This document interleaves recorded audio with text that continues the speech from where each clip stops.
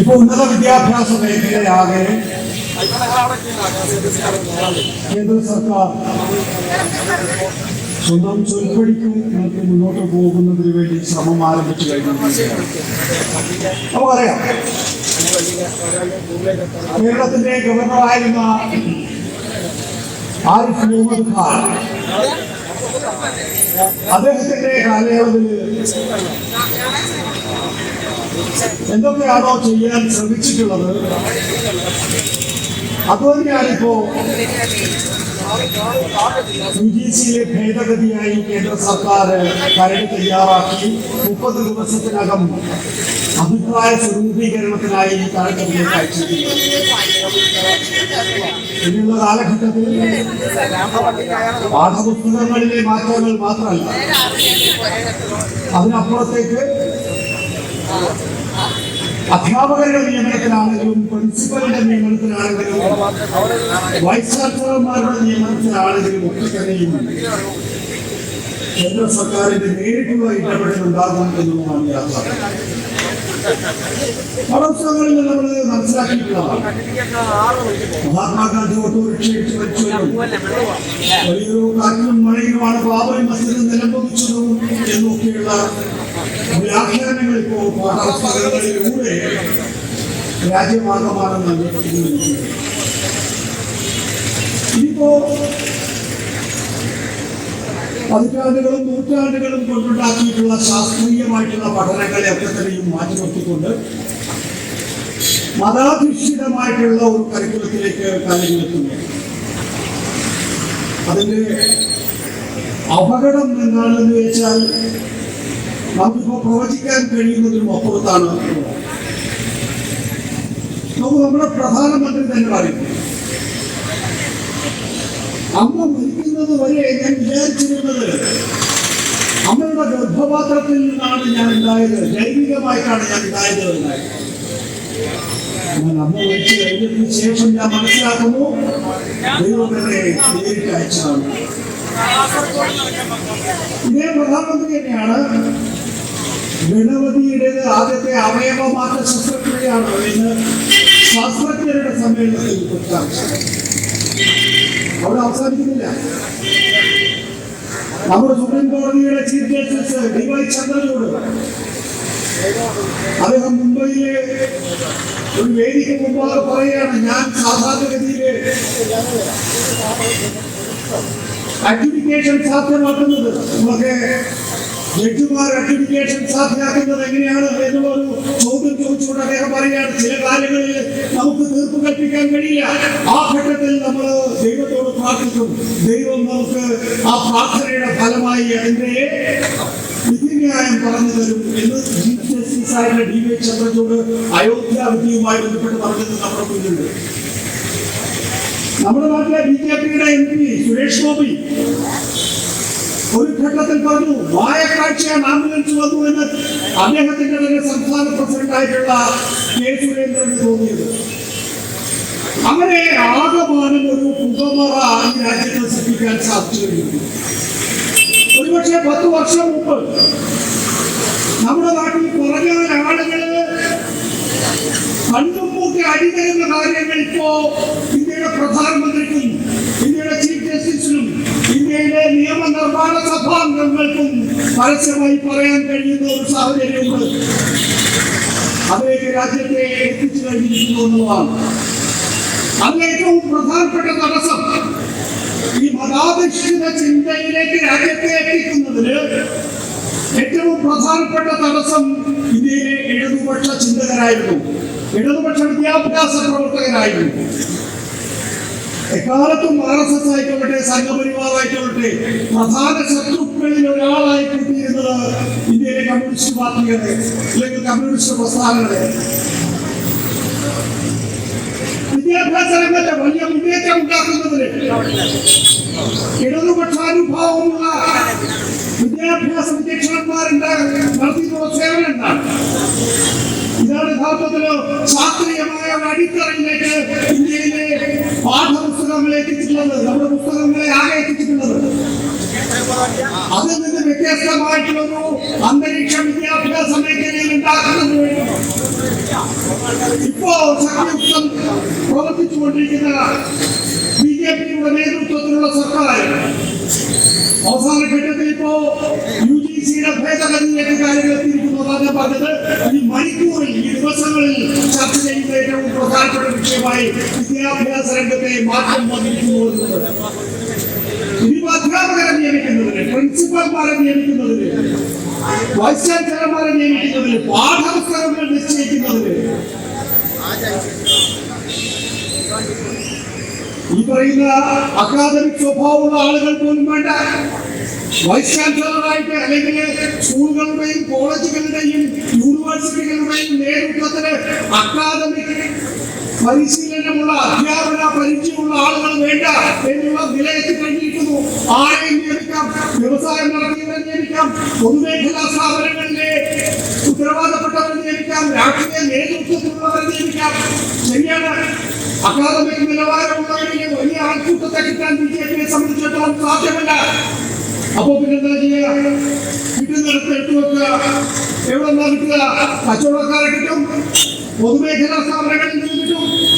അവിടെ നിന്നൊക്കെ എടുത്തു വെച്ചാല് എന്താണോ ഈ പറയുന്ന സംഘപരിവാറിന്റെ RSS-ന്റെ നേതൃത്വം നിഷ്കർഷിക്കുന്നത്, പാഠപുസ്തകമായി നിർദ്ദേശിക്കുന്നത്, അത് സ്കൂളുകളിലേക്കും കോളേജുകളിലേക്കും എത്തിക്കാൻ കഴിയുമെന്നുള്ളതാണ്. വലിയ മാറ്റമാണ് ഇക്കഴിഞ്ഞ 10 വർഷക്കാലം ഉണ്ടായിട്ടുള്ളത് എന്ന് നമുക്കറിയാം.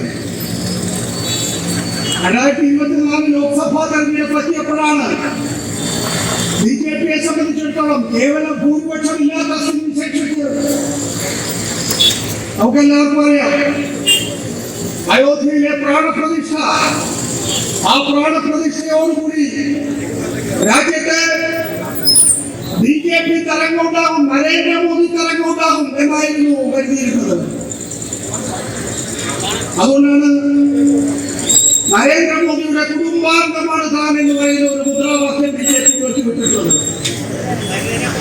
ആ മുദ്രാവാക്യം ഏൽക്കാതെ പോയത് എങ്ങനെയാണെന്ന് നമുക്കറിയാം. അബ്ദി ബാർ 400 ഇത്തവണ 400-ലധികം സീറ്റുകൾ, ഇതായിരുന്നു BJP-യുടെ സമാന്തര മുദ്രാവാക്യം. രാജ്യത്തിന്റെ നാനാഭാഗങ്ങളിലുള്ള ആളുകൾ, നിരക്ഷരായ ആളുകൾ പോലും ചിന്തിച്ചു. അവിടെ എന്താ ചിന്തിച്ചത്? ഇന്ത്യയിൽ ഭരിക്കാൻ 272 പേര് മതി, പിന്നെ എന്തിനാണ് 400-ലധികം സീറ്റുകൾ ചോദിക്കുന്നത്? അത് ഇന്ത്യയുടെ ഭരണഘടന മാറ്റുന്നതിന് വേണ്ടിയിട്ടാണ്, സംവരണം എടുത്തു കഴിയുന്നതിന് വേണ്ടിയിട്ടാണ് എന്ന് തിരിച്ചറിയാൻ ഇന്ത്യയിലെ പാവങ്ങളിൽ പാവങ്ങളായിട്ടുള്ള ജനകോടികൾക്ക് സാധിച്ചു. അതിന്റെ അടിസ്ഥാനത്തിലാണ് 303-ൽ നിന്ന് 240-ലേക്ക് BJP കൂട്ടുകുത്തിയത് എന്ന് നമ്മൾ മനസ്സിലാക്കുക. ഇപ്പൊ ഊന്നുവടിയുടെ സഹായത്തോടു കൂടിയാണ് കേന്ദ്രത്തെ BJP ഭരിക്കുന്നത്, TDP-യുടെയും JDU-യുടെയും സഹായത്തോടു കൂടി. ഇതായിരുന്നല്ലേ കഴിഞ്ഞ 10 വർഷത്തെ അവസ്ഥ. BJP-യെ സംബന്ധിച്ചിടത്തോളം എന്തും ചെയ്യാൻ സാധിക്കുന്ന ഒരു നാടാക്കി ഇന്ത്യയെ അവർ മാറ്റിക്കഴിഞ്ഞിരുന്നു. ആ നിലയിൽ ഇത്തവണ 3-2 ഭൂരിപക്ഷം കിട്ടുകയാണെങ്കിൽ 2025 RSS-ന്റെ 100-ാം വാർഷികമാണ്. ആ 100-ാം വാർഷികത്തിലെ ഭരണഘടനയിൽ തന്നെ മാറ്റങ്ങൾ വരുത്തിക്കൊണ്ട് രാജ്യത്തെ ഒരു ഹിന്ദുത്വ രാഷ്ട്രമാക്കി മാറ്റുന്നതിന് വേണ്ടിയിട്ടുള്ള എല്ലാ മുന്നൊരുക്കങ്ങളും പൂർത്തിയായി കഴിഞ്ഞിരുന്നു. നമുക്ക് എല്ലാവർക്കും അറിയാവുന്ന കാര്യങ്ങളാണ്. BJP-യിലെ അല്ലെങ്കിൽ RSS-ലെ ഫ്രഞ്ച് ഗ്രൂപ്പുകൾ പരസ്യമായി വെളിപ്പെടുത്തുക കൂടി ചെയ്തിട്ടുള്ള കാര്യമാണ് എന്ന് നമുക്കറിയാം.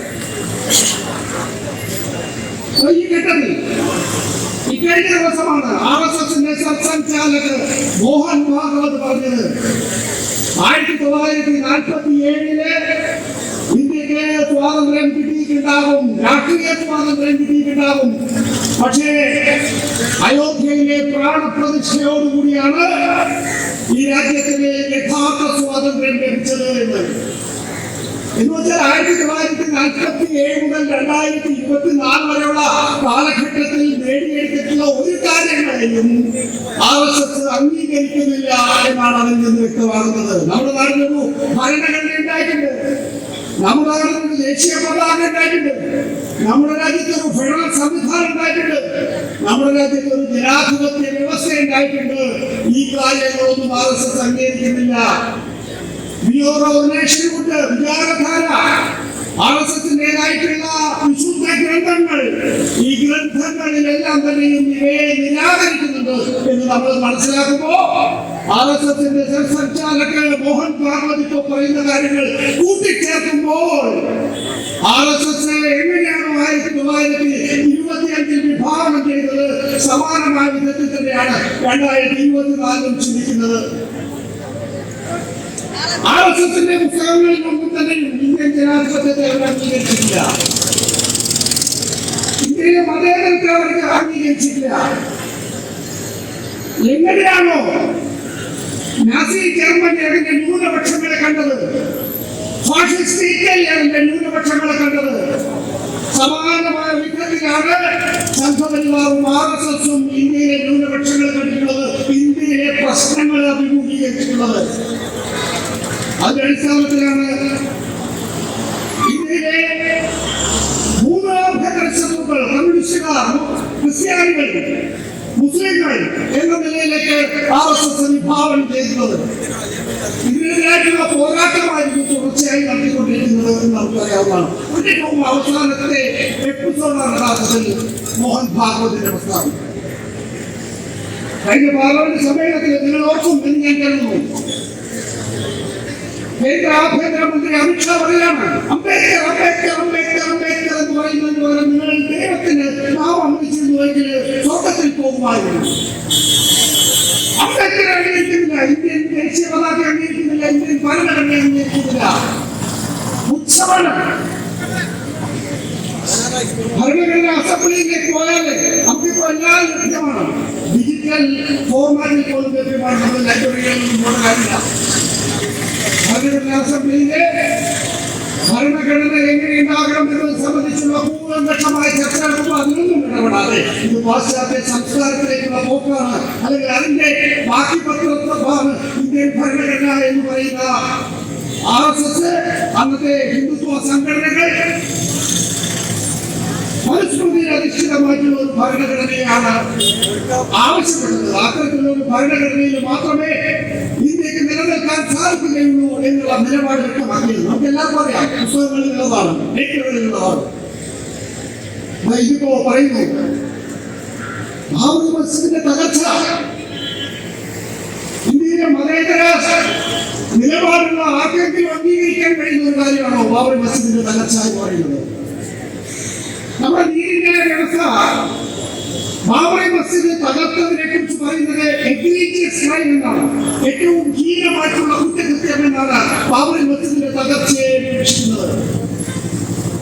പക്ഷെ അതേ സുപ്രീം കോടതി തന്നെ അഞ്ചംഗ ബെഞ്ചായി മാറിയപ്പോ പറയുന്നു, ഈ തകർത്തയിടം ആരാണോ തകർത്തിട്ടുള്ളത്, വിശ്വ ഹിന്ദു പരിഷത്ത് അടക്കമുള്ള ആരാണോ തകർത്തിട്ടുള്ളത് അവർക്ക് ആ ഭൂമി വിട്ടുകൊടുക്കാൻ പറയുന്നില്ല. ഞാനൊരു വിശദാംശങ്ങളിലേക്ക് പോകുന്നില്ല. അവിടെയാണ് നേരത്തെ ഞാൻ പറഞ്ഞ ചീഫ് ജസ്റ്റിസ് DY ചന്ദ്രചൂഡ് പറയുന്നത്, ബാബറി മസ്ജിദിന്റെ തകർച്ച അയോധ്യയുടെ കാര്യത്തിൽ തീരുമാനമെടുക്കാൻ കഴിയുന്നില്ല. തീരുമാനമെടുക്കാൻ കഴിയാത്ത സമയത്ത് അദ്ദേഹം ദൈവത്തോട് പ്രാർത്ഥിച്ചു. ദൈവം പറഞ്ഞു, എനിക്കൊരു ക്ഷേത്രം കൂടി വേണം. സാധാരണഗതിയിൽ ദൈവം എങ്ങനെയാ പറയാ, നമ്മൾ പ്രാർത്ഥിക്കുന്നു, നമ്മളൊക്കെ ചിലപ്പോൾ പ്രാർത്ഥിക്കുന്ന ആളുകളായിരിക്കും. നമ്മൾ പ്രാർത്ഥിക്കുമ്പോൾ നമ്മളോട് ദൈവം പറയാണ്, എനിക്കൊരു ക്ഷേത്രം കൂടി വേണം. ഈ രാജ്യത്ത് ഒരുപാട് ക്ഷേത്രങ്ങളുണ്ട്, എനിക്കൊരു ക്ഷേത്രം കൂടി വേണമെന്ന് പറയുന്നു. DY ചന്ദ്രചൂഡ് സാധാരണഗതിയിലെ നിങ്ങളെല്ലാം ജഡ്ജ്മെന്റുകൾ വായിച്ചിട്ടുള്ള ആളുകളാണ്. അത്ഭുതമാണ് ഇതൊക്കെ, അത്ഭുതമാണ്, പരമാത്ഭുതങ്ങൾ, ലോകാത്ഭുതങ്ങൾ. ഏതൊരാളും ജഡ്ജ്മെന്റ് വായിക്കുന്ന ഏതൊരാൾക്കും വളരെ വ്യക്തമായിട്ട് അറിയാം. സാധാരണഗതിയിൽ ഒരു ജഡ്ജ്മെന്റില് ജുഡീഷ്യൽ റീസണിംഗ് എങ്ങനെ ഞാൻ ഈ വിധിന്യായത്തിലെത്തി എന്നത് സംബന്ധിച്ച ജുഡീഷ്യൽ റീസണിംഗ് അതിലുണ്ടാവും. DY ചന്ദ്രചൂഡ് എന്ന് പറയുന്ന എന്റെയും നിങ്ങളുടെയും നാട്ടിലെ ചീഫ് ജസ്റ്റിസ് പറയുന്നു, ആദ്യം എനിക്ക് വിധിന്യായം കിട്ടിക്കഴിഞ്ഞിരിക്കുന്നു.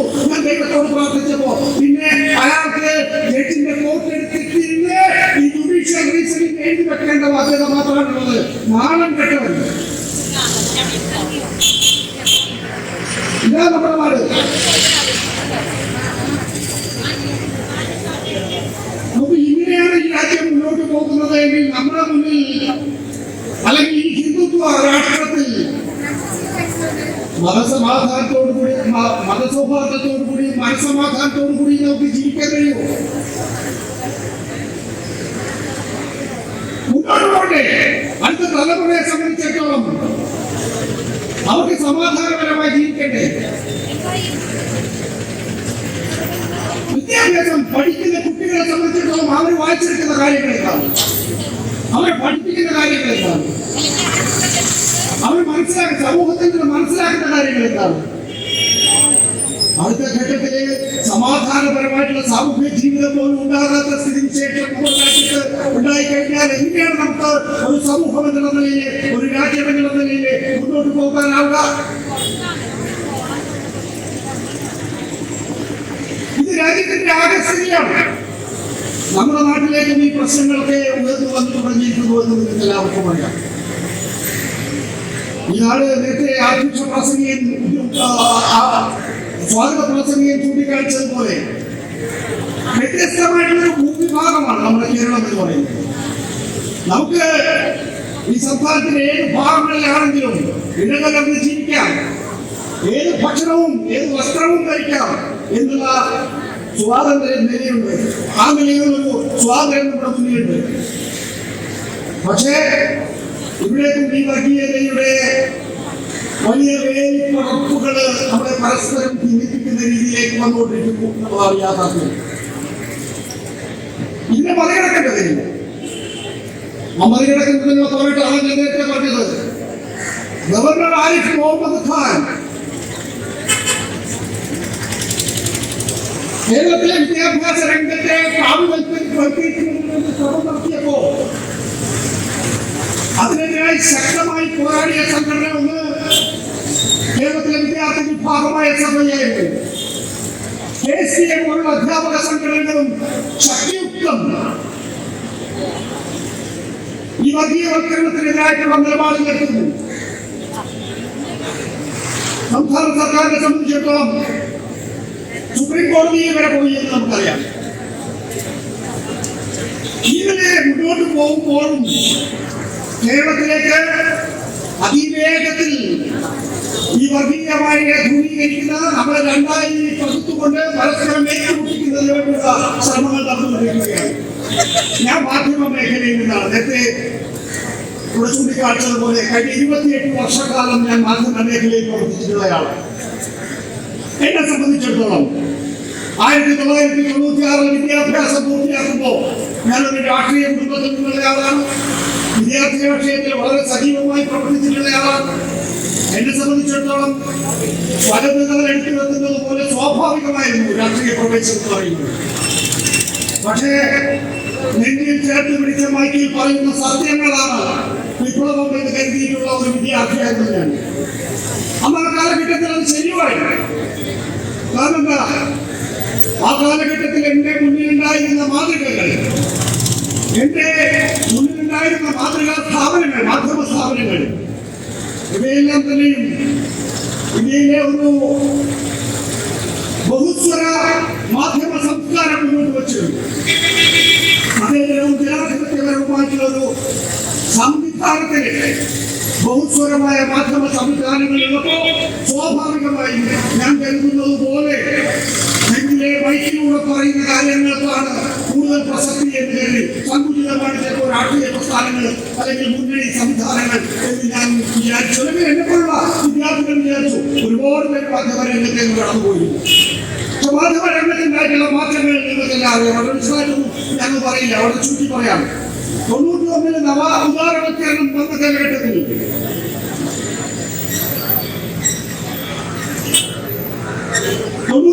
നവോദാരവൽക്കരണ സമീപനം ഉണ്ടായപ്പോ മാധ്യമങ്ങൾ കോർപ്പറേറ്റ് കോൺഗ്ലോമറേറ്റിന്റെ ഭാഗമായി മാറി.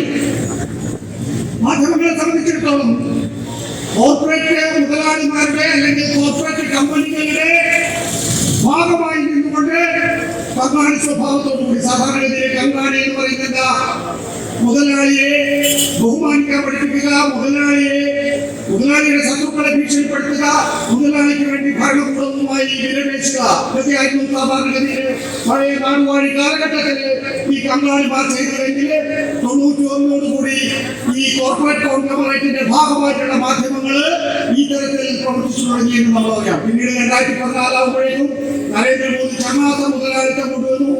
അദാനിയും അംബാനിയും മാത്രമായി ആശ്രയ മാധ്യമങ്ങളെ സംബന്ധിച്ചിടത്തോളം ഈ പറയുന്ന 2 കമ്പനികളിലെ 1,20,000 മാധ്യമ സ്ഥാപനങ്ങളുണ്ട് നമ്മുടെ നാട്ടിലാകെ. അതില് 22,000 പത്രമാധ്യമങ്ങളാണ്, 980 ടെലിവിഷൻ ചാനലുകളാണ്, അതിൽ 350 വാർത്താ ചാനലുകളാണ്, 850 FM സ്റ്റേഷനുകളുണ്ട്. ഈ മാധ്യമങ്ങളെല്ലാം സംബന്ധിച്ചിടത്തോളം ഈ കോർപ്പറേറ്റ് കോൺഗ്ലോമറേറ്റിന്റെയോ അല്ലെങ്കിൽ അതിൽ ചുരുങ്ങി ചങ്ങാത്ത മുതലാളിത്തത്തിന്റെയോ ഭാഗമാകുന്നതിലൂടെ പൂർണ്ണമായും മാധ്യമ ഉത്തരവാദിത്തം നിർവഹിക്കാതെയായി എന്നുള്ളതാണ് നമ്മൾ കണ്ടിട്ടുള്ളത്. 2014 മുതൽ 2024 വരെയുള്ള കാലഘട്ടത്തിൽ നിങ്ങൾ സൂക്ഷ്മമായി ശ്രദ്ധിച്ചാൽ മനസ്സിലാകും, മാധ്യമ രംഗം പൂർണ്ണമായും സർക്കാരിന്റെ വാഴ്ത്തലുകൾ മാത്രമായി അല്ലെങ്കിൽ സംഘപരിവാറിന്റെ വാഴ്ത്തലുകൾ മാത്രമായി എന്നുള്ളത്.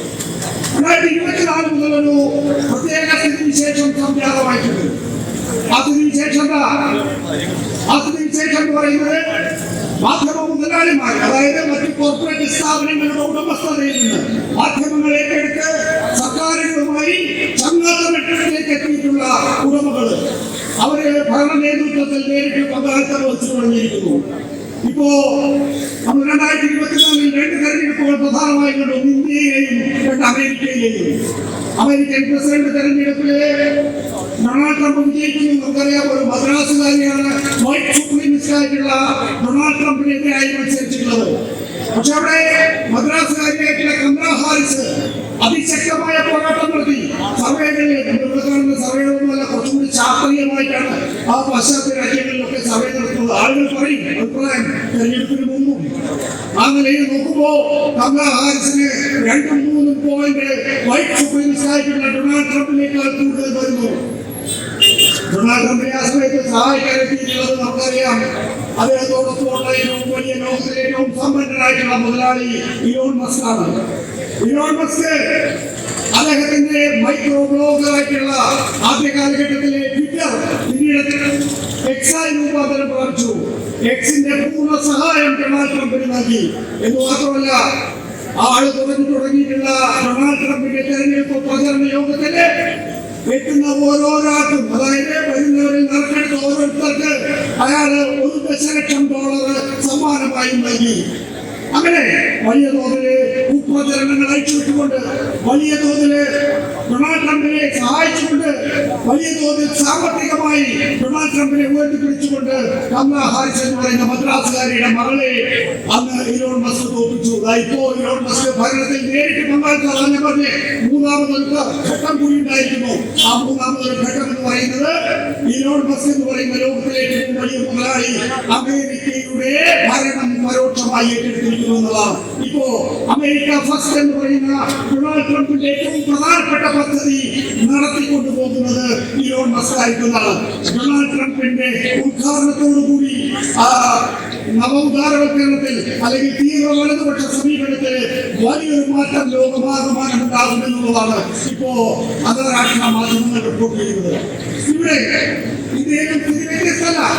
ഇന്ത്യയിലെ ഡൊണാൾഡ് ട്രംപിനെ സംബന്ധിച്ചിടത്തോളം ഇലോൺ മസ്ക് ആണ് അദ്ദേഹത്തിന്റെ ഏറ്റവും പ്രധാനപ്പെട്ട സഹായിയെങ്കിൽ, നേരിട്ട് ഭരണം ഏറ്റെടുക്കുന്നതെങ്കിൽ ഇന്ത്യയിലെ നരേന്ദ്രമോദിക്കൊപ്പം ഉള്ളത് അദാനിയാണെന്നുള്ളതാണ്. ഞാൻ നേരത്തെ പറഞ്ഞ 350 ടെലിവിഷൻ ചാനലുകളിൽ വാർത്താ ചാനലുകളിൽ 72 ഇപ്പോൾ അംബാനിയുടെ കയ്യിലും ഏതാണ്ട് അത്രയോളം എണ്ണം അദാനിയുടെയും കയ്യിലാണ് എന്നുള്ളതാണ്. NDTVയെയും ടെക്നിക്കിനെയും ഏറ്റെടുത്തുകൊണ്ട് ഇതിനകം തന്നെ ഇന്ത്യയിലെ വാർത്താ സംവിധാനത്തില് ശക്തമായ മുന്നേറ്റം നടത്താൻ അല്ലെങ്കിൽ വാർത്താ സംവിധാനமாக പിടിച്ചെടുക്കാൻ അംബാനിക്കും അദാനിക്കും സാധിച്ചു കഴിഞ്ഞിരിക്കുന്നതാണ്. മാധ്യമങ്ങളാകെ കോർപ്പറേറ്റ് സംവിധാനത്തിന് കീഴിലായി കഴിഞ്ഞിരിക്കുന്നു. കോർപ്പറേറ്റ് സംവിധാനങ്ങൾക്കാകട്ടെ കേന്ദ്ര സർക്കാരിനെ പ്രീതിപ്പെടുത്തിയാൽ മുന്നോട്ട് പോകാതിരിക്കാൻ കഴിയില്ല എന്നുള്ള അവസ്ഥ വന്നിരിക്കുന്നു. ഈ ഘട്ടത്തിൽ നമ്മളെ സംബന്ധിച്ചിടത്തോളം നമ്മളിലേക്ക് എത്തുന്ന വാർത്തകളെല്ലാം തന്നെ ഈ പറയുന്ന കേന്ദ്ര ഭരണത്തിൽ അല്ലെങ്കിൽ സംഘപരിവാർ ആഗ്രഹിക്കുന്ന രീതിയിൽ മാത്രമായി ചുരുക്കുകയാണ് ചെയ്തിട്ടുള്ളത് എന്നുള്ളതാണ് ഏറ്റവും പ്രധാനപ്പെട്ട ദുരന്തം. ഈ സമീപകാലത്ത് നമുക്ക് സ്വതന്ത്രമായ വാർത്തകൾ ഉണ്ടാകുന്നില്ല. പക്ഷേ അങ്ങനെ ഉണ്ടാകാത്ത കാലഘട്ടത്തിലും BJPയെ കേവല ഭൂരിപക്ഷത്തിൽ നിന്ന് താഴെ ഇറക്കാൻ ഇന്ത്യൻ ഇന്ത്യൻ ജനാധിപത്യത്തിന് കഴിഞ്ഞു എന്നുള്ള കാര്യം നമ്മൾ മനസ്സിലാക്കുമ്പോൾ ചരിത്രം ആർക്കും വഴിപ്പെടുന്നതല്ല എന്നുള്ള തിരിച്ചറിവ് നമുക്കുണ്ടാവുകയാണ്. അതെങ്ങനെ സാധിക്കുന്നു?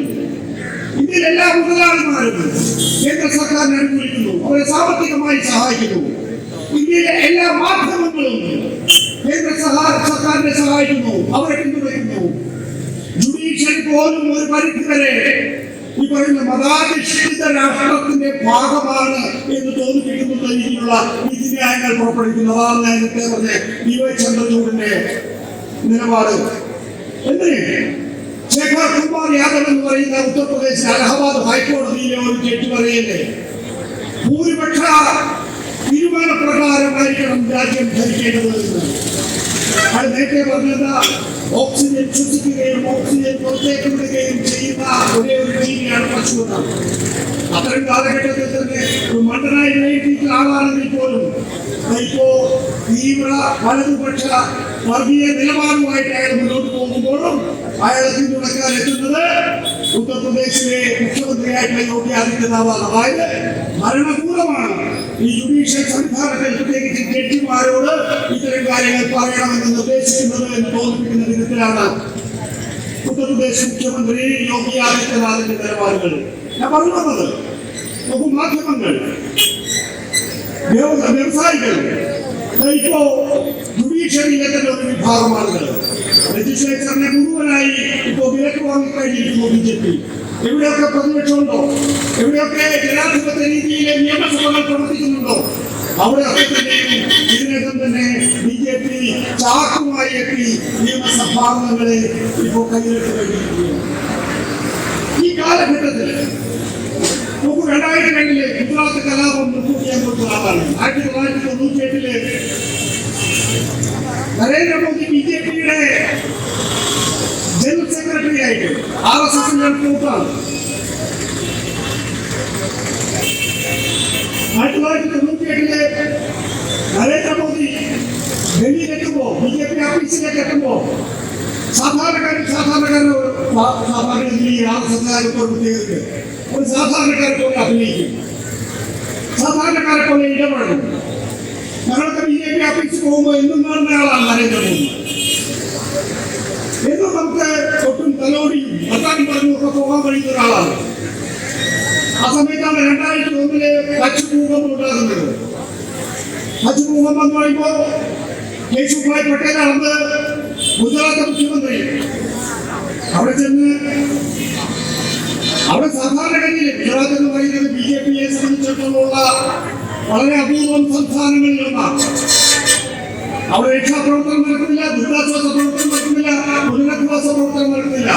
ആകെ ഉണ്ടായിരുന്ന ഒരു സംസ്ഥാനം ഗുജറാത്ത് കൂടി കേശുഭായ് പട്ടേൽ അവസാനത്തെ മുഖ്യമന്ത്രിയായി അവസാനിക്കും എന്ന് കണ്ടപ്പോ BJPയുടെ അന്നത്തെ ദേശീയ നേതൃത്വം കേശുഭായ് പട്ടേലിനെ മുഖ്യമന്ത്രി സ്ഥാനത്ത് നിന്ന് മാറ്റി പകരം നരേന്ദ്രമോദിയെ പ്രത്യേക വിമാനത്തിൽ അഹമ്മദാബാദിലേക്ക് എത്തിച്ചു. കേശുഭായ് പട്ടേലിന് ചെയ്യാൻ കഴിയാത്തതൊന്നും തനിക്ക് ചെയ്യാൻ കഴിയില്ല എന്ന് വ്യക്തമായ നരേന്ദ്രമോദി അവിടെ അതിനുശേഷമാണ് ഗോത്ര ഉണ്ടാകുന്നത്. ഒരു സംസ്ഥാനം ഭൂകമ്പത്തെ തുടർന്നിങ്ങനെ തകർന്നു നിൽക്കുന്ന സമയത്ത് അവിടെ ഗോത്ര സമൂഹം ഉണ്ടാവുകയാണ്. സാധാരണഗതിയിൽ രാജ്യത്തിന്റെ മറ്റൊരിടത്തും നമ്മൾ കണ്ടിട്ടില്ല. തുടർന്നാണ് കലാപം ഉണ്ടാകുന്നത്. കലാപത്തിന്റെ കാര്യങ്ങൾ പരിശോധിച്ചാൽ നമുക്ക് മനസ്സിലാവും. കലാപം ഉണ്ടായ ഘട്ടത്തില് നരേന്ദ്രമോദി സർക്കാർ, അമിത്ഷാ ആഭ്യന്തര സഹമന്ത്രിയാണ്, അവിടെ സംസ്ഥാന ഭരണകൂടം നോക്കിക്കൊണ്ടിരുന്നു എന്നുള്ളത് നമ്മൾ കണ്ടതാണ്. ഞാൻ ഗുജറാത്ത് കലാപം റിപ്പോർട്ട് ചെയ്യാൻ പോയിട്ടില്ല, ഞാൻ പറഞ്ഞല്ലോ ഏഷ്യാനെറ്റിന്റെ പ്രതിനിധി എന്നുള്ള നിലയിൽ.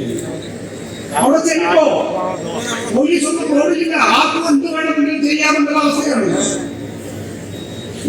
ദേശായിയുടെ 2014 ലോക്സഭാ തെരഞ്ഞെടുപ്പുമായി ബന്ധപ്പെട്ട ഒരു പുസ്തകമുണ്ട്. ആ ലോക്സഭാ തെരഞ്ഞെടുപ്പിനെ വിലയിരുത്തുന്ന പുസ്തകം.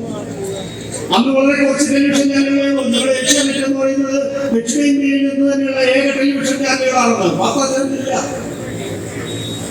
ഗുജറാത്തിലേക്ക് പോകുന്ന സമയത്ത് രാജീവ് എഴുതാണ്. ഗുജറാത്ത് മുഖ്യമന്ത്രി നരേന്ദ്രമോദിയെ അദ്ദേഹത്തിന്റെ വസതിയിൽ ചെന്ന് കാണുന്നു. വസതിയിൽ ചെന്ന് കണ്ടപ്പോൾ വളരെ സൗഹാർദ്ദപൂർവ്വം ഈ പറയുന്ന മാധ്യമ പ്രവർത്തകരോടൊക്കെ തന്നെയും പെരുമാറുന്നു. അപ്പോ ഇവര് രാജീവ് സർദേശായി അടക്കമുള്ളവരെ പറയുന്നു, ഇനിയൊരു ആക്ഷേപമുണ്ട്, സംസ്ഥാന ഭരണകൂടം പ്രവർത്തിക്കുന്നില്ല എന്നുള്ളൊരു ആക്ഷേപമുണ്ട് എന്ന് പറഞ്ഞപ്പോൾ നരേന്ദ്രമോദി അതൊക്കെ നഖശികാന്തം എതിർക്കുകയാണ്, തെറ്റായ പ്രചരണമാണ് എന്ന് പറയുകയാണ്.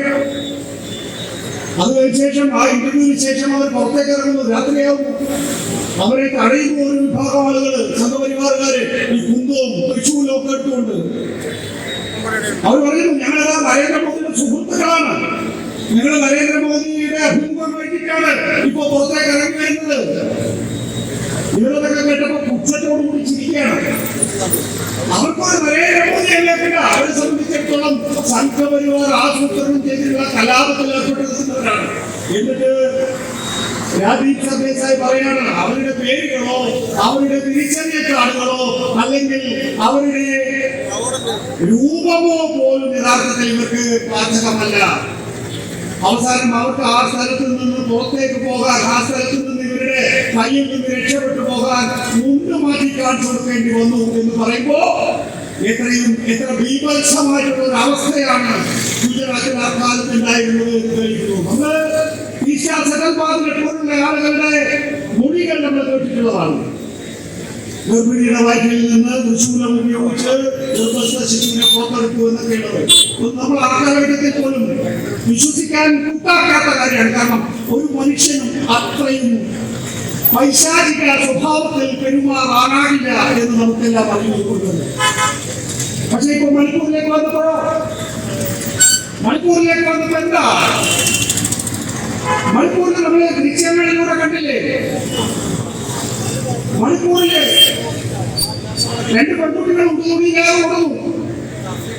ഏതോ മണത്തിട്ടയിലൂടെ പാവങ്ങൾ ഓടി ഓടി ഓടി ഒരു സ്ഥലത്ത് അവരെ മണത്തിട്ടയെ കട്ടി വീഴുന്നു. പിന്നാലെ ഓടുന്ന മൃഗങ്ങളുടെ സ്വഭാവമുള്ളവർ എന്നൊക്കെ പറഞ്ഞു കഴിഞ്ഞാൽ മൃഗങ്ങളെ രക്ഷിച്ചു കൊടുക്കുന്നു. ഈ പൈശാചിക സ്വഭാവമുള്ളവരെ അവരെ ഒന്ന് തീ വെക്കുന്നത് അതിനുശേഷം നരേന്ദ്രമോദി ആദ്യമായിട്ട് പറഞ്ഞത്. പക്ഷേ നരേന്ദ്രമോദി ഇന്നേ വരെ ഇപ്പോൾ 150 ദിവസം കേട്ടിരുന്നു. ഇന്നേ വരെ 260 പേര് മരിച്ചു. ഔദ്യോഗിക കണക്ക് പ്രകാരം 60,000 പേർക്ക് 60,000 പേരുടെ വീട് നഷ്ടപ്പെട്ടു. ഇന്നേ വരെ ഒരു ദിവസം പോലും പ്രധാനമന്ത്രി നരേന്ദ്രമോദി മണിപ്പൂർ സന്ദർശിച്ചിട്ടില്ല. ഇങ്ങേ തെക്കേറ്റത്തുള്ള കേരളത്തില് സുരേഷ് ഗോപിയുടെ വീട്ടിൽ വന്ന് സുരേഷ് ഗോപിയുടെ മകളുടെ കല്യാണത്തിൽ വന്ന് താലിയെടുത്ത് കൊടുക്കാൻ അദ്ദേഹത്തിന് സാധിച്ചു. അഹമ്മദാബാദില് ക്രിക്കറ്റ് കളി നടത്തിയപ്പോ അവരുടെ ഡ്രസ്സിംഗ് റൂമിൽ നരേന്ദ്രമോദി എത്തി അവരുടെ ഇന്ത്യൻ കളിക്കാരെ സമാശ്വസിപ്പിച്ചു. എന്നിട്ട് പോലും ഇന്നേ വരെ മണിപ്പൂരിൽ നരേന്ദ്രമോദി ഒരു ദിവസം പോലും പോയിട്ട് അവർക്ക് ജനങ്ങളോട് നിങ്ങൾ അക്രമം നോക്കിയൊന്നും പാടില്ല. മണിപ്പൂരിൽ ആരാ ഇടപെടേണ്ടത്? സംസ്ഥാന ഭരണകൂടം, കേന്ദ്ര ഭരണകൂടം. ദിനേശ് സിംഗ് 1-ാം തീയതി ആ ജനങ്ങളോടാകെ പറയുകയാണ്, ഈ വംശീയ കലാപത്തില് 100 ആളുകൾക്ക് ജീവൻ നഷ്ടപ്പെട്ടതിൽ ഞാൻ എന്റെ സംസ്ഥാനത്തോട് മാപ്പ് പറയുന്നുവെന്ന്. ദിനേശ് സിംഗ് മാത്രം പറഞ്ഞാൽ മതിയോ മാപ്പ്? റെട്രോസ്പെക്റ്റീവ് എഫക്റ്റിൽ ഗുജറാത്ത് കലാപടക്കം ബാബറി മസ്ജിദ് തകർത്ത ഘട്ടത്തിൽ രാജ്യത്തെ 2ആയി വിഭജിച്ചതിൽ തുടർന്ന് 100 ആളുകൾ കൊല്ലപ്പെട്ടതിൽ നിരവധി കാര്യങ്ങളിൽ BJP മാപ്പ് പറയേണ്ടതാണ്. നരേന്ദ്രമോദിയുടെ നേതൃത്വത്തിലുള്ള ഈ സംഘപരിവാർ പ്രസ്ഥാനമാകെ മാപ്പ് പറയേണ്ടതാണ്.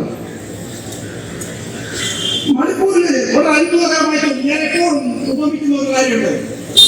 നമ്മളൊക്കെ ഈ കുടത്തിന്റെ തവളകളാണ്.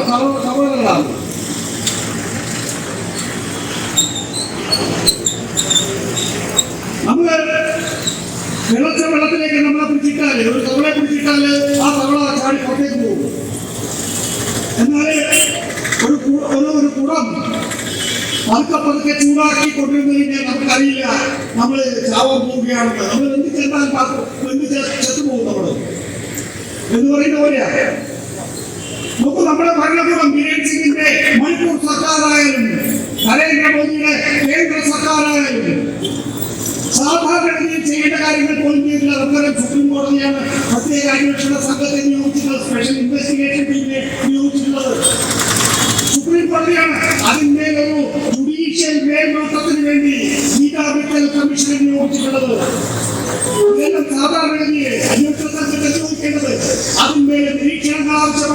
ആ നിരീക്ഷണ സമിതിയെ ഏർപ്പാടാക്കേണ്ടതൊക്കെ തന്നെയും സംസ്ഥാന കേന്ദ്ര ഭരണകൂടമാണ്.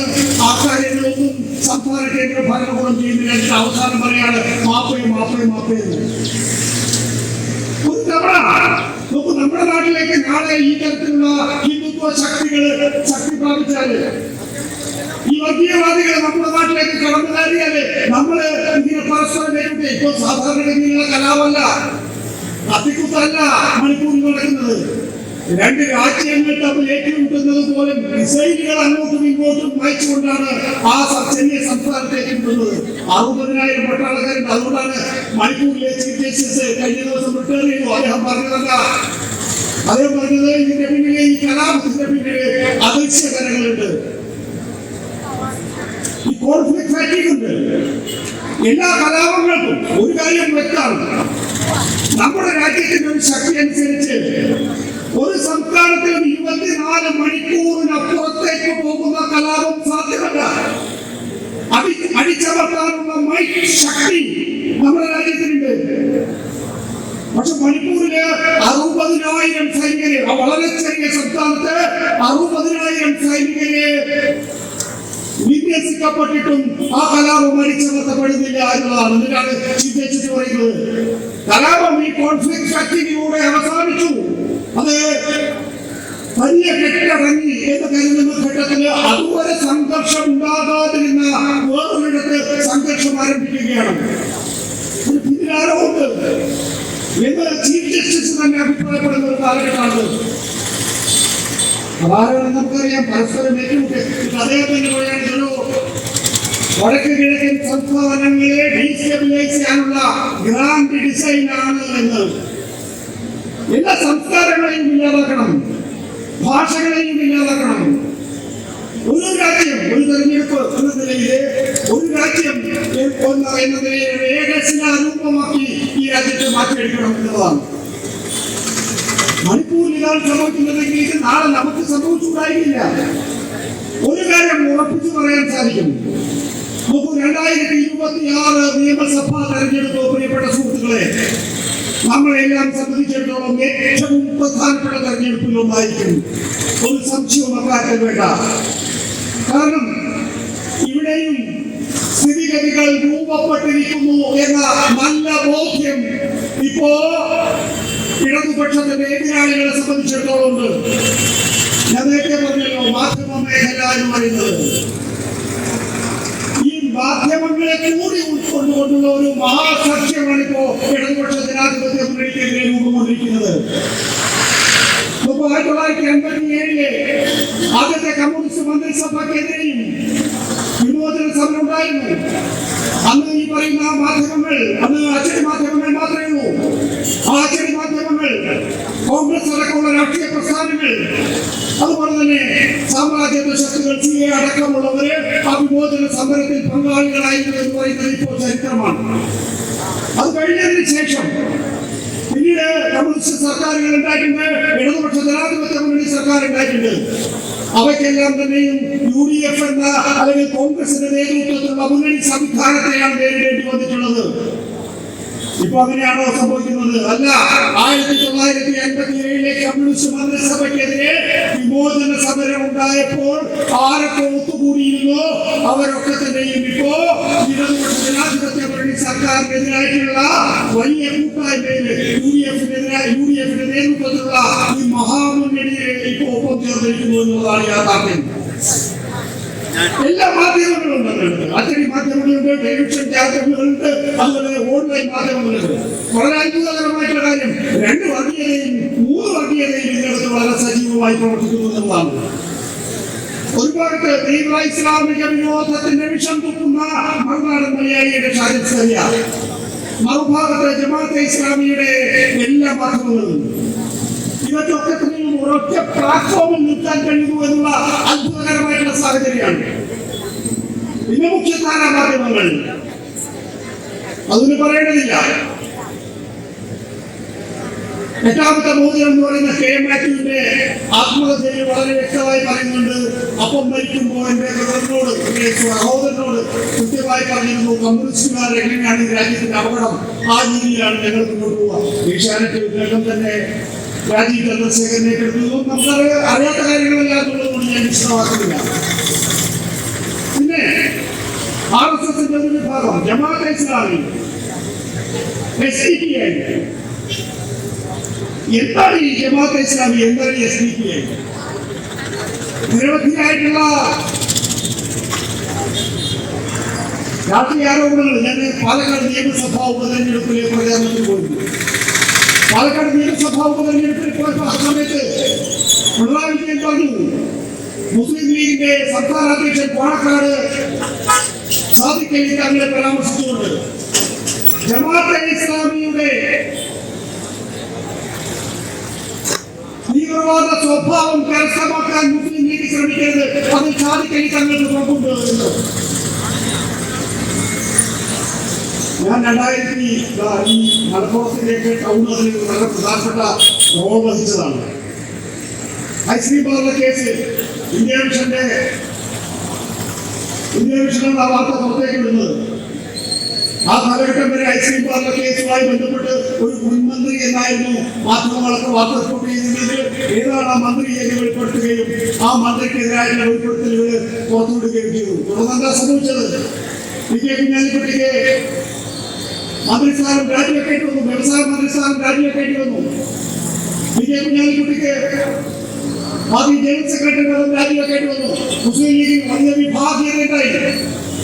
അഹമ്മദ്, മുഹമ്മദ് ബഷീർ, MK മുനീർ തുടങ്ങിയിട്ടുള്ള ഒരു വലിയ നിര നേതാക്കൾ PK കുഞ്ഞാലിക്കുട്ടിക്കെതിരായിട്ടുള്ള പക്ഷത്ത് നിലയുറപ്പിച്ചു. ആ സമയത്ത് മന്ത്രിസ്ഥാനത്ത് നിന്ന് ഇറങ്ങേണ്ടി വന്ന, അല്ലെങ്കിൽ ജനറൽ സെക്രട്ടറി പദത്തിൽ നിന്ന് ഇറങ്ങേണ്ടി വന്ന PK കുഞ്ഞാലിക്കുട്ടി സംസ്ഥാനമെമ്പാടും വലിയ ജാഥ നടത്തി, സ്വീകരണ പരിപാടികൾ നടത്തി. എനിക്ക് രാഷ്ട്രീയ പാർട്ടി, എന്റെ പാർട്ടിയായിട്ടുള്ള മുസ്ലിം ലീഗ് എന്നെ ജനറൽ സെക്രട്ടറി പദത്തിൽ നിന്ന് പുറത്താക്കുകയാണെങ്കിൽ എനിക്ക് സംരക്ഷണം നൽകുന്നില്ലെങ്കിൽ സമുദായം സംരക്ഷണം നൽകും എന്ന അർത്ഥത്തില് കേരളത്തിന്റെ എല്ലാ മുക്കിലും മൂലയിലും PK കുഞ്ഞാലിക്കുട്ടി സ്വീകരണങ്ങളിലേക്ക് വന്നു.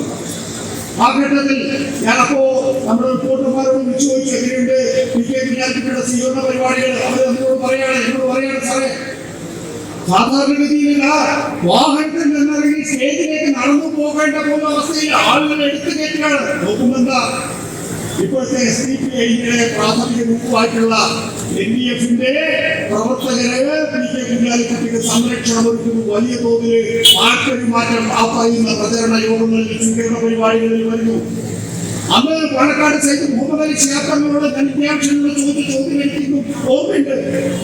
ഞാൻ ചോദിച്ചു, നിങ്ങളുടെ പ്രസ്ഥാനം ഒരുപക്ഷെ പ്രതിസന്ധി നേരിടുന്നുണ്ടാകും, പക്ഷെ നിങ്ങള് മതമൗലിക തീവ്രവാദ സംഘടനകളുടെ പിന്തുണയുമായി എങ്ങനെ മുന്നോട്ട് പോകുന്നു എന്ന് പറഞ്ഞപ്പോ പാലക്കാട് സൈഡ് മുഹമ്മദ് അലി ക്ഷേത്രങ്ങൾ എന്നോട് പറഞ്ഞ മറുപടി, ഞങ്ങളുടെ പാർട്ടി പ്രതിസന്ധിയിലായാലല്ല ഇല്ലാതായാൽ പോലും മതമൗലിക തീവ്രവാദ ശക്തികളുടെ പിന്തുണയുമായി ഞങ്ങൾ മുന്നോട്ട് പോകില്ല എന്ന്. ഹൈദരലിക്കങ്ങൾ സമാനമായ നിലപാടാണ് എടുത്തത്.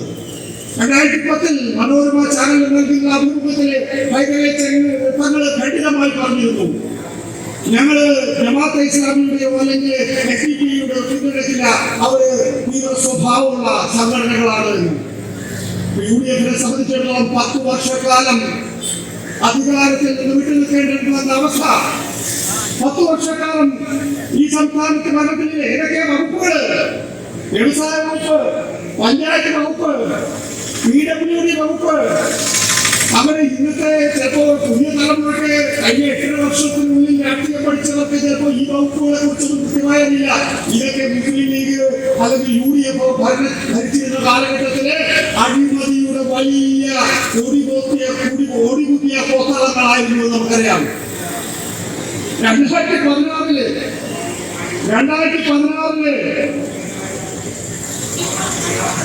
ഉമ്മൻചാണ്ടിയുടെ ഭരണം അവസാനിക്കുന്ന ഘട്ടത്തിൽ അവസാനത്തെ ക്യാബിനറ്റ് യോഗം, എന്റെ അനുഭവങ്ങളിലൂടെ പറഞ്ഞു പോകാം. 2016 ഉമ്മൻചാണ്ടിയുടെ ഭരണം അവസാനിക്കുന്നു, അവസാനത്തെ ക്യാബിനറ്റ് യോഗം.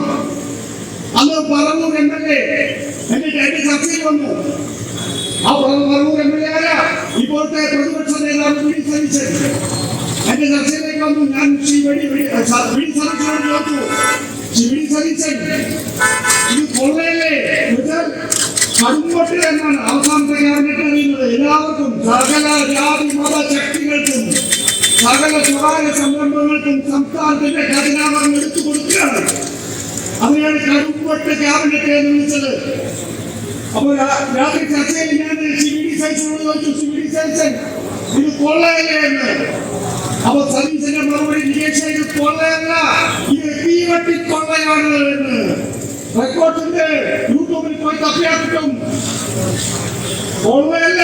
UDFന്റെ 2011 മുതൽ 2016 വരെയുള്ള കാലഘട്ടത്തിലെ ഭരണം എന്ന് പറയുന്നത് കൊള്ളയല്ല, തീവട്ടി കൊള്ളയാണ് എന്ന് പറഞ്ഞത് അന്നത്തെ പറവൂർ MLA പൊട്ടൻഷ്യൽ പ്രതിപക്ഷ നേതാവായിട്ടുള്ള CVD സതീശൻ. സതീശൻ എപ്പോഴെങ്കിലും 2016 മുതൽ 2021 വരെയുള്ള പിണറായി വിജയന്റെ ഒന്നാം സർക്കാരിനെതിരെയോ 2016 മുതൽ 2021 വരെയുള്ള പിണറായി വിജയൻ 21 മുതൽ 24, 25 വരെയുള്ള പിണറായി വിജയൻ സർക്കാർ പ്രതിപക്ഷ നേതാവായിരിക്കുമ്പോഴോ പിണറായി വിജയന്റേത് തീവട്ടി കൊള്ളയാണ് എന്ന് പറഞ്ഞിട്ടുണ്ടോ? പക്ഷേ അതിനു മുമ്പുള്ള ഉമ്മൻചാണ്ടി സർക്കാർ തീവട്ടി കൊള്ളയാണ് ഈ രാജ്യത്തെ, ഈ സംസ്ഥാനത്ത് നടത്തിയത് എന്ന് പറഞ്ഞയാളാണ് CVD സതീശൻ. എല്ലാ മതവർഗീയ ശക്തികളെയും ഒരുമിച്ച് കൊണ്ടുവരാണ്. കാരണം ഭരണം കൈവിട്ട് പോകാൻ വയ്യ. എന്താണ് ഇങ്ങനെ എല്ലാ വർഗീയ ശക്തികളും ഒരുമിച്ച് നിൽക്കാനുള്ള കാരണം? സാധാരണ അങ്ങനെ അല്ലല്ലോ. ഹിന്ദുത്വ വർഗീയത ഉണ്ടെങ്കിൽ മുസ്ലിം വർഗീയത നേരെ ഭാഗത്തല്ലേ സാധാരണ ഉണ്ടാകുന്നത്. അതാണ് ഞാൻ നേരത്തെ പറഞ്ഞത്. ഇതാണ് അവസരം എന്നുള്ളത് ഇവർ കണ്ടെത്തിയിരിക്കുന്നു. അതുകൊണ്ടാണ് ജമാഅത്തെ ഇസ്ലാമിയുടെ മാധ്യമ സംവിധാനങ്ങളും മറുനാടൻ മലയാളിയും ഒക്കെ ഒരൊറ്റ തട്ടകത്തിൽ വന്നിട്ട് ഒരൊറ്റ ആവശ്യത്തിന് വേണ്ടി കേരളത്തിൽ പോരടിച്ചുകൊണ്ടിരിക്കുന്നത്. പാലക്കാട് നിയമസഭാ ഉപതെരഞ്ഞെടുപ്പിലേക്ക് നയിച്ചു പോവാം. അവിടെ സന്ദീപാര് കോൺഗ്രസിൽ നിന്ന് ബിജെപിയിൽ നിന്ന് കോൺഗ്രസിലേക്ക് ചേർന്നു. BJPയിൽ നിന്ന് ആര് കോൺഗ്രസിലേക്ക് ചേർന്നാലും അതിനെ സർവാത്മക സ്വാഗതം ചെയ്യുന്ന ആളാണ് ഞാൻ. ഏത് ജനാധിപത്യ പാർട്ടിയിൽ ചേർന്നാലല്ല, BJP വിട്ടാൽ മതി. പക്ഷെ അന്ന് എല്ലാവരും ശബ്ദമെടുത്ത് ചോദ്യങ്ങളുടെ ഇടതുപക്ഷ ജനാധിപത്യ മുന്നണിയുടെ പ്രാസംഗികരെ തെരഞ്ഞെടുപ്പ് പ്രചരണ യോഗ്യങ്ങളിൽ നിങ്ങളെ BJP വിട്ടു. പക്ഷെ നിങ്ങൾ RSS കാരണം സന്ദീപാരെ എല്ലാവരും കണ്ടിട്ടില്ല. സന്ദീപാരെ എല്ലാവരും കണ്ടിട്ടുള്ളത് കാട്ടിക്കൗസല്ല. ശരി, നിങ്ങൾ കോൺഗ്രസിലാണ്, നിങ്ങൾ BJP വിട്ടു, പക്ഷെ RSS വിട്ടിട്ടുണ്ടോ എന്ന ചോദ്യം അവിടെ എല്ലാ ഇടതുപക്ഷ ജനാധിപത്യ മുന്നണിയുടെ പ്രാസംഗികരും ഉന്നയിച്ചു. അതേക്കുറിച്ച് ഒരു അക്ഷരം സന്ദീപാർ പറഞ്ഞില്ല എന്ന് മാത്രമല്ല UDF-കാരും കൂടിയില്ല. തെരഞ്ഞെടുപ്പിന്റെ തലേദിവസം നമ്മൾ സാധാരണഗതിയിൽ എല്ലാ നേതാക്കളുടെയും മുമ്പിൽ മൈക്ക് വെക്കും. രാഷ്ട്രീയക്കാർ പറയും കൊമ്പും കോഴെന്ന് പറയും. ഈ കൊമ്പും കോഴും സാധാരണഗതിയിൽ എല്ലാ നേതാക്കളുടെയും മുമ്പിൽ വെക്കും. സന്ദീപാരുടെ മുമ്പിൽ വെച്ച് കൊമ്പും കോഴെ മുത്തി. സന്ദീപാരോട് ഒരു ചോദ്യമില്ല. സന്ദീപാർ പറയാണ്, എന്റെ സ്വത്തുക്കൾ മുഴുവൻ RSSന്റെ കാര്യാലയം നിർമ്മിക്കാൻ ഞാൻ വിട്ടുകൊടുക്കുന്നു. ഒരു ചോദ്യം കേട്ടോ, നിങ്ങളുടെ സ്വത്തുക്കൾ നിങ്ങൾ കൈവശമാണോ ആർക്കെങ്കിലും കൊടുക്കുകയാണോ എന്നുള്ള ഒരു ചോദ്യമില്ല. നേരിട്ടുള്ള ഉത്തരം, എന്റെ സ്വത്തുക്കൾ RSSന്റെ കാര്യാലയം നിർമ്മിക്കാൻ വേണ്ടി ഞാൻ വിട്ടുകൊടുക്കുകയാണ് എന്ന് കോൺഗ്രസിൽ ചേർന്ന BJP-കാരനായിട്ടുള്ള RSS-കാരനായിട്ടുള്ള സന്ദീപാർ വ്യക്താക്കളാണ്. ഇത് ഡോക്ടീസിൽ എന്താ നായകളെ പരിശീലിപ്പിക്കുമ്പോൾ ഒരു വിസിലുണ്ട്. ആ വിസില് മറ്റുള്ളവർക്ക് കേൾക്കാൻ കഴിയില്ല എന്ന് പറയുന്ന പോലെ സന്ദീപാരോട് വിസിലിടുക എന്താ, എനിക്കിപ്പോ കേസുകാരുമായിട്ട് ചെറിയ സൗന്ദര്യപ്പണക്കുണ്ട്. ആ സൗന്ദര്യപ്പണക്കത്തിന്റെ പേരിൽ ഞാൻ BJP തൽക്കാലം വിടുന്നു, പക്ഷെ RSSന്റെ അടിയുറച്ച വിശ്വാസിയായി ഞാൻ തുടരുന്നു എന്നുള്ളത്. ഇവരെല്ലാം ഒന്നിച്ചതേ എങ്ങനെയാ ശരിയാ? BJP വിട്ട് ആ സന്ദീപാരെ സംബന്ധിച്ചിടത്തോളം ചെന്ന് ചേരേണ്ട ഇടം കോൺഗ്രസ് തന്നെയാണ്. കാരണം ഞാൻ RSSന്റെ ശാഖയ്ക്ക് കാവൽ നിന്നിട്ടുണ്ട് എന്ന് പറഞ്ഞതാരാണ്? ജവഹർലാൽ നെഹ്റു വർഗീയ മതമൗലിക ശക്തികൾക്ക് RSSനെ സംഘപരിവാർ പ്രസ്ഥാനത്തിന് കീഴ്പ്പെട്ടിട്ടുണ്ട് എന്ന് പറഞ്ഞതാരാണ്? നമ്മുടെ കേസുദാഹരണം. വേണമെങ്കിൽ ഞാൻ BJP-യിൽ ചേരുമെന്ന് ഒരു ഘട്ടത്തിൽ കേസുദാഹരണം പറഞ്ഞത് നമ്മുടെ മുന്നിലുണ്ട്. നമ്മൾ സോൾവാൾക്കറുടെ പടത്തിന്റെ മുന്നില് തൊഴുത് വിളക്ക് തെളിച്ച ആളാണ് CVD സതീശൻ. അങ്ങനെയുള്ള ഒരാൾക്ക് സ്വാഭാവികമായിട്ടും അങ്ങനെയുള്ള ആളുകളുടെ പാർട്ടിയിലേക്ക് സ്വാഭാവികമായും സന്ദീപാരൊക്കെ പോകാൻ കഴിയുമെന്ന കാര്യത്തിൽ എനിക്ക് തർക്കമൊന്നുമില്ല. അപ്പൊ എല്ലാ ശക്തികൾക്കും ജമാഅത്തെ ഇസ്ലാമി SDPI, RSSലെ ഒരു വിഭാഗം, കോൺഗ്രസ്, മുസ്ലിം ലീഗാണെങ്കിൽ നേരത്തെ പറഞ്ഞതുപോലെ തന്നെ എല്ലാ വർഗീയ ശക്തികൾക്കും കീഴ്പ്പെട്ടു നിൽക്കുന്നത്. എങ്ങനെയാണ് ഹൈദരലി തങ്ങൾക്ക് ഒരു ടെലിവിഷൻ ചാനലില് ജമാഅത്തെ ഇസ്ലാമിയും SDPIയും വർഗീയ ശക്തികളാണ് എന്ന് പറയുന്ന സൗണ്ട് ബൈറ്റ് നമ്മുടെ മുന്നിൽ നിൽക്കുമ്പോൾ സാദിഖലി തങ്ങൾക്ക് ഇവരെ മുന്നണിയിൽ സഹകരിപ്പിക്കാൻ കഴിയുന്നത് ഒറ്റ കാര്യം മാത്രമേ ഉള്ളൂ. 2016 മുതൽ 2021 വരെയുള്ള ഭരണത്തിൽ കയറ്റുവാനും ഈ വർഗീയ ശക്തികൾക്ക് എന്താ ഗുണം? വർഗീയ ശക്തികളുടെ ഗുണം എന്ന് പറയുന്നത് അവർക്ക് ഒരു കളം വെട്ടി കൊടുക്കണം. അപ്പൊ എങ്ങനെയാണ് കളവെട്ടി കൊടുക്കേണ്ടത്? അതിനാവശ്യമായിട്ടുള്ള ഏത് തരത്തിലുള്ള സംഘർഷം കേരളത്തിൽ ഉണ്ടായേക്കുള്ളൂ അതിനെ മൗനമവലംബിച്ച് വളരെ വളക്കൂറുള്ള മണ്ണാക്കി കേരളത്തിൽ ഒരുക്കി കൊടുക്കണം. അതിനാവശ്യമായിട്ടുള്ള രീതിയിലാണ് UDF പോകുന്നത് എന്നെ സംബന്ധിച്ച് അവർക്ക് നല്ല വ്യക്തതയുണ്ട്. എന്നോ തരം ചെയ്യുന്നതയും ഈ പ്രിയപ്പെട്ട സുഹൃത്തുക്കളിൽ ഞാൻ വളരെ ചുരുക്കിയായി പറയുന്നു. നമ്മൾ കാണേണ്ട ഒരു കാര്യം എന്ന് പറയുന്നത് പുരോഗമന ശക്തികൾ അത് എപ്പോഴും തങ്ങളുടെ ശക്തി പൂർണ്ണമായും ഉപയോഗിക്കുന്നില്ല എങ്കിൽ ഈ പറയുന്ന വിധ്വംസക ശക്തികൾക്ക് വളരെ എളുപ്പം കടന്നു കയറാൻ സാധിക്കും. എവിടെയെങ്കിലും നമ്മുടെ മനസ്സിലെ ആ നിലയിൽ എല്ലാം ഇങ്ങനെ നോക്കിക്കാണുന്ന എല്ലാം കണ്ട് മറക്കേണ്ടി വരുന്ന അവസ്ഥയുണ്ട് എങ്കിൽ അത് വലിയ അപകടമാണ് നമ്മുടെ സംസ്ഥാനത്ത് നമ്മുടെ രാജ്യത്ത് സൃഷ്ടിക്കാൻ പോകുന്നത് എന്നുള്ളതാണ്. നമുക്ക് എല്ലാ തരത്തിലും ഇതിപ്പോ വാർത്തകൾ വരുന്നതെന്ന ഒരു സമാധിയായിട്ടുള്ള ഒരാളുടെ കാര്യത്തെ കുറിച്ചാണ് തിരുവനന്തപുരത്തുന്നത്. അവിടെയും നമുക്ക് അത് സ്വാഭാവികമായി സംഭവിക്കാം. അവിടെയും ഈ വർഗീയ ശക്തികൾ കടന്നു കയറാൻ ശ്രമിക്കുന്നതാണ്. ജീർണത, ആ ജീർണത സൃഷ്ടിച്ചുകൊണ്ട് നമ്മുടെ സംസ്ഥാനത്തെ കലാപകലുഷിതമാക്കാനുള്ള ഒരു അന്തരീക്ഷം സൃഷ്ടിക്കാനുള്ള സാഹചര്യം നമ്മൾ ഒരുക്കി കൊടുക്കണോ എന്നുള്ളതാണ് ആലോചിക്കേണ്ടത്. KPCC പ്രസിഡന്റിന്റെയും അതുപോലെ തന്നെ പ്രതിപക്ഷ നേതാവ് VD സതീശന്റെയും ഒക്കെ കാര്യത്തിലേക്ക് ഞാൻ അധികം നടക്കുന്നില്ല. കഴിഞ്ഞ ദിവസമാണ് നമ്മള് സാധാരണക്കാരായ ആളുകൾ ഈ സമാധിയൊക്കെ ഇഴയുന്നതിനെ കുറിച്ച് ചർച്ച ചെയ്യുമ്പോൾ KPCC പ്രസിഡന്റിന്റെ വീട്ടില് ആഫീസില് MP ക്വാർട്ടേഴ്സിൽ എന്താ സംഭവിക്കുന്നത്? ഞാൻ ടെലിവിഷൻ ചാനലിനൊക്കെ വിട്ട് ഒരു ദിവസം വീട്ടിൽ TV കാണാൻ ഇരിക്കുന്നുണ്ട്. കാസർഗോഡ് MP രാജ്മോഹൻ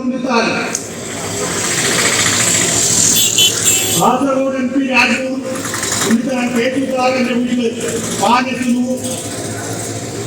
രാജ്മോഹൻ ഉണ്ണിത്താൻ സുധാകരന്റെ വീട്ടിലെ കൂടോത്രം ഇട്ട് കൊടുക്കുകയാണ്. രണ്ടാളും KPC പ്രസിഡന്റ് എന്ന് ആലോചന കേട്ടോ. നമ്മുടെ നാട്ടിൽ എത്ര വലിയ KPC പ്രസിഡന്റുമാരെ എടുത്തിട്ടുണ്ട് ഇന്ദിരാ ഭവനില് അല്ലെങ്കിൽ KPC പ്രസിഡന്റിന്റെ കസേരയില്. രാജ്മോഹൻ ഉണ്ണിത്താൻ കൈയുടെ രൂപ എടുത്തു കൊടുക്കുക സുധാകരൻ എന്ന് പറയുന്ന കണ്ണൂർ MP ആയിട്ടുള്ള KPC പ്രസിഡന്റിനെ. അപ്പൊ സുധാകരൻ പറയുന്നു അതിനുശേഷം എന്റെ കൈ കടന്നു പോയ പോലെയാണ്. കാലിന്റെ രൂപ എടുത്തു കൊടുക്കാണ്. അപ്പൊ സുധാകരൻ പറയാണ് എന്റെ വലത്തേക്കാലം മുന്നോട്ട് പോകുമ്പോൾ ഇടത്തേക്കാലം പിന്നോട്ട് പോവുകയാണ്. സുധാകരന്റെ തലയുടെ രൂപ എടുത്തു കൊടുക്കുമ്പോൾ സുധാകരൻ പറയാണ് എന്റെ തല പോകാത്തത് ഭാഗ്യം.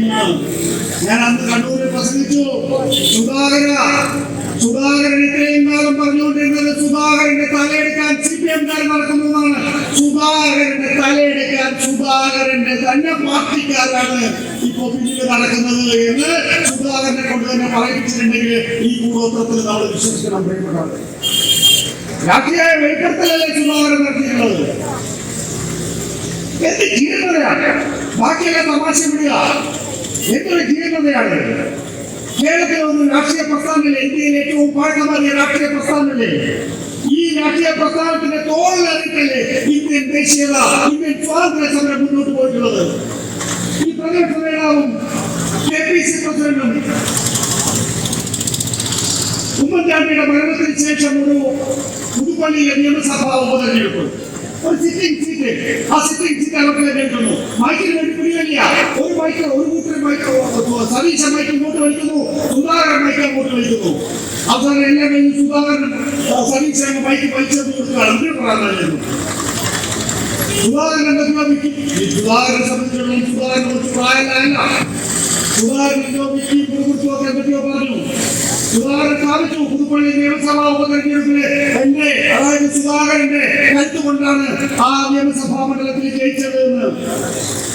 അപ്പൊ ആ ചോദ്യം ചോദിക്കുന്ന കൂട്ടത്തിലൊരു കേരളത്തിന് പുറത്തുള്ള ഒരു മാധ്യമ പ്രവർത്തകയുണ്ടായിരുന്നു. അത് നീളത്തിൽ ഒരു ഇംഗ്ലീഷിൽ ഒരു ചോദ്യം ചോദിച്ചു. സുധാകരന് ചെവി കേൾക്കാൻ ബുദ്ധിമുട്ടുള്ളതുകൊണ്ട് സുധാകരൻ കേട്ടില്ല. നോക്കുമ്പോൾ വലിയ പ്രസിഡന്റുകളാണ്. അത് തർജ്ജമ ചെയ്ത് കൊടുക്കാൻ പോലും തയ്യാറാവുന്നില്ല. കേട്ടിട്ടുള്ളവര് എന്താന്ന് വെച്ചാൽ അനുഭവിച്ചോ എന്നുള്ളതാണ്. അടുത്ത പത്രസമ്മേളനത്തിലെത്തിയപ്പോ മൈക്കിന്റെ മുമ്പില്, ക്യാമറയുടെ മുമ്പില് സുധാകരൻ ആദ്യം വന്നു, സതീശൻ വന്നില്ല. അപ്പൊ പെണ്ണുങ്ങളായിട്ടുള്ള സഹഭാരവാഹികളോട് സുധാകരൻ ചോദിക്കുന്നുണ്ട് എവിടെ പോയി വിടിസേച്ചൻ? അപ്പൊ ആ പെണ്ണുങ്ങൾ പറയുന്നത് ഇപ്പൊ വരും എന്ന് പറയുന്നു. ഉടനെ സുധാകരൻ ഒരു മാ കൂട്ടിയിട്ടാണ് പരാമർശം. മാ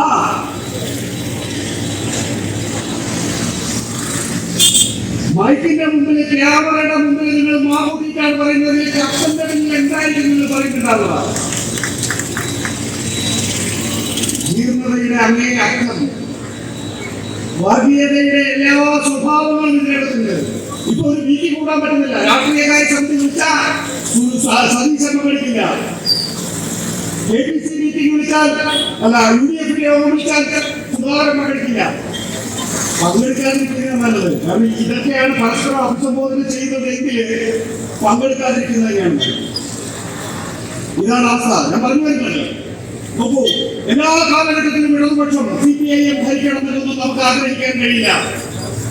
പക്ഷേ ഇതൊരു അവസരമായി കണ്ടുകൊണ്ട് ഈ സംസ്ഥാനത്ത് വർഗീയ ധ്രുവീകരണ ശക്തികളെ കുടിയിരുത്താൻ വേണ്ടിയിട്ടുള്ള ബോധപൂർവമായ ശ്രമമാണ് നടത്തുന്നത് എങ്കിൽ അതിനെ ശക്തിയുക്തം എതിർക്കേണ്ട ബാധ്യത കേരളത്തിലെ ജനങ്ങൾക്കുണ്ടോ എന്ന കാര്യത്തിൽ തർക്കമില്ല.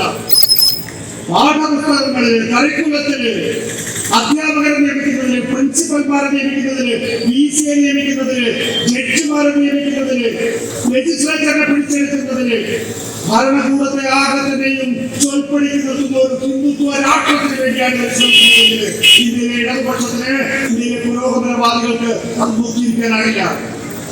KCയെയും സ്വാഭാവികമായും ഈ പ്രക്ഷോഭത്തിലെ ഇതിനകം തന്നെ ഒപ്പം ചേർന്നിട്ടുണ്ട്. ഏറ്റവും ശക്തമായി പടമുറുന്ന അധ്യാപക സംഘടനയാണ് KCA എന്ന കാര്യത്തിൽ ഒരു തർക്കവുമില്ല. ഞാൻ ഒരിക്കൽ കൂടി 1996 എന്നെ സംബന്ധിച്ചിടത്തോളം വിദ്യാർത്ഥി രാഷ്ട്രീയത്തിൽ സജീവമായിരിക്കുമ്പോഴും സങ്കുചിതമായ ഒരു മുന്നണിയിലോ ഒരു പാർട്ടിയിലോ പ്രവർത്തിക്കുന്നതിനേക്കാൾ നെഞ്ചിൽ ചേർത്ത് പിടിച്ച് പറയുന്ന സത്യങ്ങളെയാണ് വിപ്ലവം എന്ന് കരുതിയ ഒരു വിദ്യാർത്ഥി എന്ന നിലയിൽ ഇപ്പോ എന്നെ സംബന്ധിച്ചിടത്തോളം കർഷകന്റെ കാലിന്റെ അടിയിലെ ഉരുണ്ട് കൂടുന്ന ഈ പറയുന്നവന്റെ കാലിന്റെ അടിയിലെ വ്രണങ്ങള്, അവൻ ഏറ്റുവാങ്ങുന്ന ബുള്ളറ്റുകൾ, അവനെ ഏറ്റുവാങ്ങുന്ന പൈലറ്റുകൾ, അവൻ ഏറ്റുവാങ്ങുന്ന ലാത്തിയടികൾ, ഇന്ത്യയിലെ തൊഴിലാളി പ്രസ്ഥാനങ്ങൾ, ഇന്ത്യയിലെ വിദ്യാർത്ഥികൾ, ഇന്ത്യയിലെ മഹിളകൾ, അവർ ഏറ്റുവാങ്ങുന്ന പീഡനങ്ങൾ, അതിന്റെ ഒന്നും ത്യാഗപരാധത്തില് ഇന്ത്യയിലെ മാധ്യമങ്ങളിലുള്ളവര്, മാധ്യമ സ്ഥാപനങ്ങള് ഏറ്റുവാങ്ങുന്നില്ല എന്നുള്ള തിരിച്ചറിവ് നമ്മളെല്ലാം, എന്നെ സംബന്ധിച്ചിടത്തോളം, മാധ്യമ മേഖലയിലുള്ളവരെ സംബന്ധിച്ചിടത്തോളം, നമ്മളെ സംബന്ധിച്ചിടത്തോളം അതുകൊണ്ട് ഒരു പോരാട്ടത്തിന്റെ പുതിയ ഭൂമി തുറക്കേണ്ടതുണ്ട്. ആ പുതിയ ഭൂമിയിൽ നമ്മള് ഈ പോരാട്ടത്തിലൂടെ ഈ രാജ്യത്തെ മതരാഷ്ട്രവാദികളിൽ നിന്ന്, വർഗീയവാദികളിൽ നിന്ന് നമുക്ക് മോചിപ്പിക്കണം. ജനാധിപത്യവും മതേതരത്വവും ഈ രാജ്യത്തിന്റെ സ്ഥായിയായ ഭാവമാക്കേണ്ടതുണ്ട്. അതിന് KCയുടെ സമ്മേളനങ്ങൾ, KCയുടെ ഊർജ്ജസ്വലമായ പ്രവർത്തനങ്ങൾ സഹായിക്കട്ടെ എന്ന് പറഞ്ഞുകൊണ്ട് ഈ ജില്ലാ സമ്മേളനത്തിന് നിങ്ങൾ ഓരോരുത്തരെയും അഭിവാദ്യം ചെയ്തുകൊണ്ട് ഞാൻ